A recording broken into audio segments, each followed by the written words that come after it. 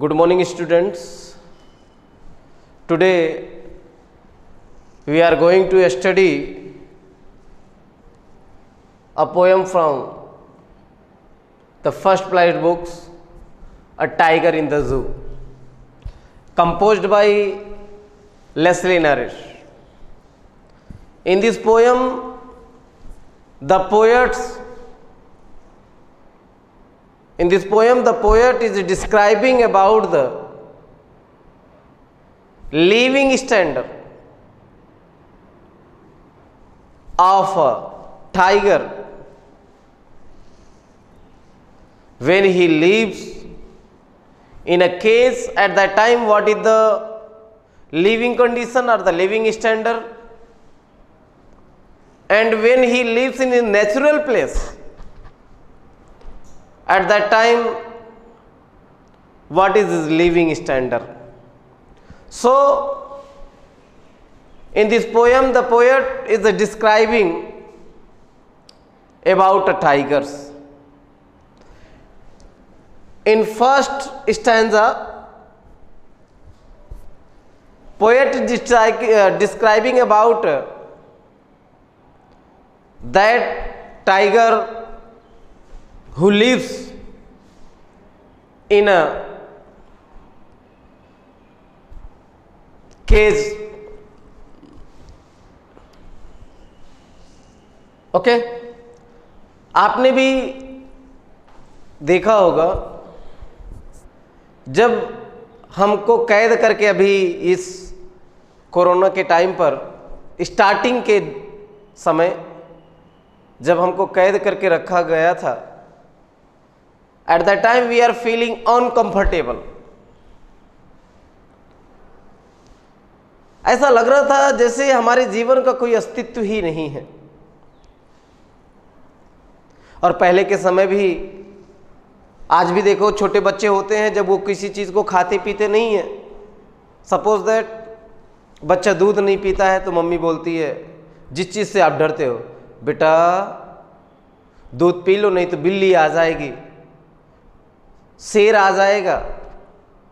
नहीं तो अगर किसी व्यक्ति से डरता है तो आप बोलोगे वो आ जाएगा.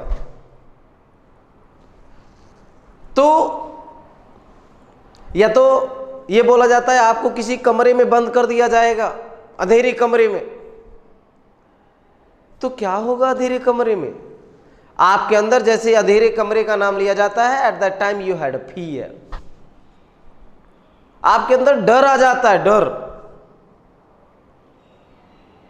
और वही स्थिति यहां पर डिस्क्राइब की गई है पोएट लेस्ली नैरिश के द्वारा. In first stanza he is saying that here is a use he. Why? Because यहां पर ही वर्ड यूज किया गया है. It means it is a personified. When I was teaching you the figures of speech, जब मैं आपको figure of speech पढ़ा रहा था, eight that time I exclaimed that what is personification. What is personification? Personification is that when non living things or the abstract ideas working as a behaving like a living things. तो यहां पर ही use हुआ है, ये personified किया जा रहा है. It is stand for the tiger. और टाइगर आपको पता ही है कि मेल होता है और टाइग्रेस फीमेल होती है. तो यहां पर ही आया, यानी कि टाइगर. लिखा है ही stalks in his vivid steps the few step of his case on pads of velvet quiet in his quiet race. Here is given stalks. What is means of stalks? Stalks means follow. In his vivid means colorful, steps means lines. आप देखे होंगे जो tiger होते हैं उसके body पर जो है वो बहुत सारी कलरफुल लाइनिंग्स होती है. इस तो यहां पर पोएट बोल रहे हैं कि जो टाइगर वह प्रिजन में होता है, कैद में होता है, वो क्या करता है, फॉलो करता है द फ्यू स्टेप्स, मतलब कुछ कदम चलता है आप इस केज माने अपने पिंजड़े में। वैसे कि देखिए यहां पर ऐसा क्यों कहा जा रहा है, जब नेचुरल प्लेस पे होता है, when a tiger lives at his natural place at that times he can walks as much as he wants, वह उतना चल सकता है जितना वो चाहता है, but here he can walks only few steps because there is a barrier, there is a barricading, there is a wall, there is a fence, चार दीवारी आ जाती है, उसके आगे वो चल नहीं सकता है। और यहां पर बताया गया what is the condition of his पॉ, उसके पैर की कंडीशन क्या, on pads of velvet quite, velvet word use किया गया, वेलवेट मीन सॉफ्ट होता है, आप देखते होंगे वेलवेट कपड़े भी आते हैं एकदम मुलायम होते हैं, उसका जो पैड्स है, पंजे पंजे आपने नीचे देखते होंगे, उनकी जो गद्दी होती है बहुत सॉफ्ट होती है, इसलिए जब वो क्या करते हैं अपने स्टेप्स को, अपने कदम को आगे बढ़ाते हैं तो उससे साउंड आता नहीं है। जब वो हंट करते हैं, शिकार करते हैं, प्रे करते हैं, तो उनमें कोई प्रॉब्लम क्रिएट होती नहीं है, आवाज़ नहीं आती है। अभी हम चलते हैं या कोई और भी जानवर चलते हैं तो उनके चलने की आवाज़ आती है, लेकिन ये इतने सॉफ्ट होते हैं वहां से उनकी आवाज़ आती नहीं है। इन इज क्वाइट रेज, देखिए यहां पर क्या दिखा है, वो एंगर में, क्रोध में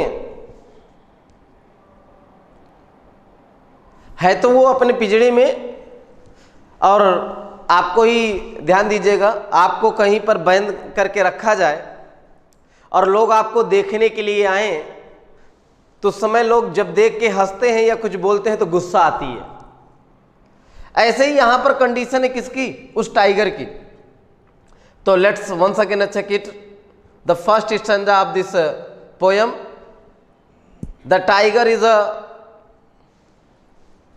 walking in is a cage or the prison, one or two steps, because he cannot walk as much as he wants because he is in the prison.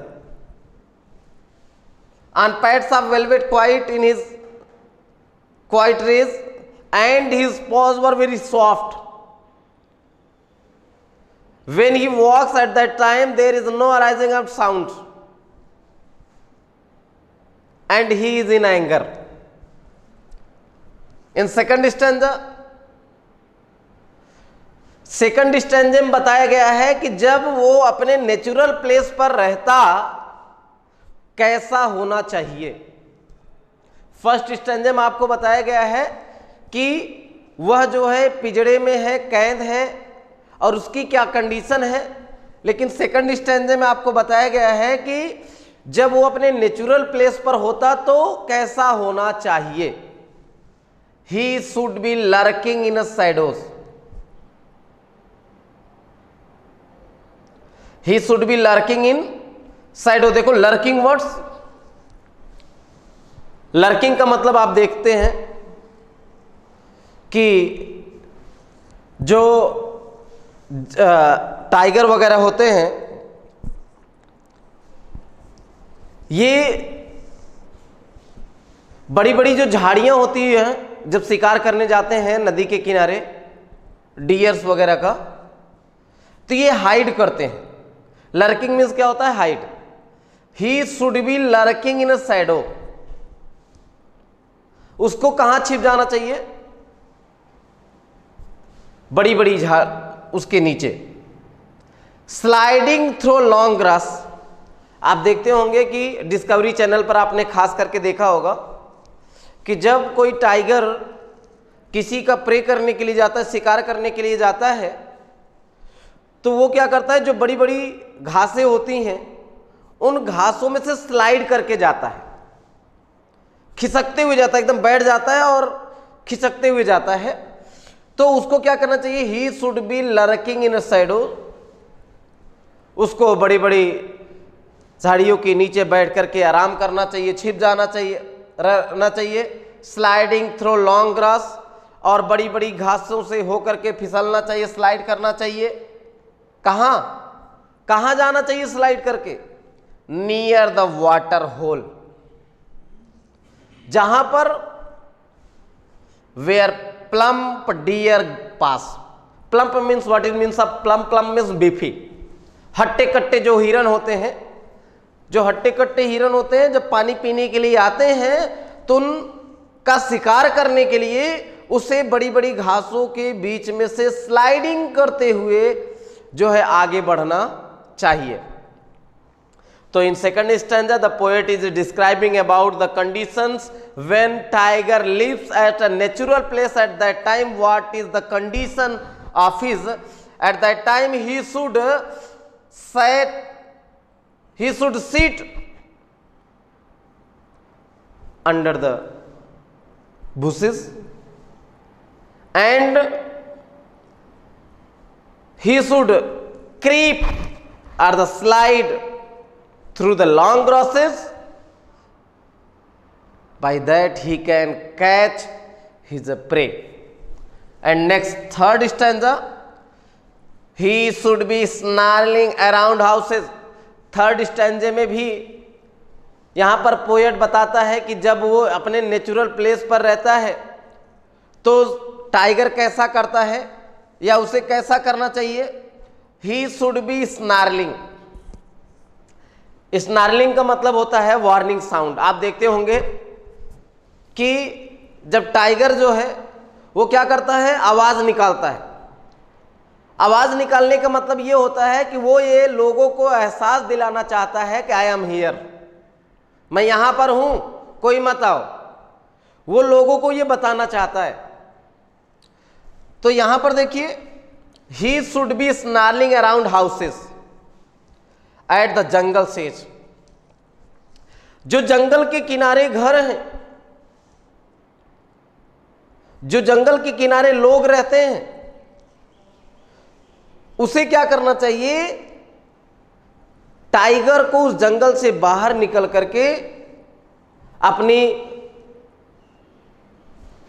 Warning sound को देना चाहिए, जिससे कि लोग ये समझ जाएं कि यहां पर टाइगर है। Bearing his white fangs. Bearing means uncover.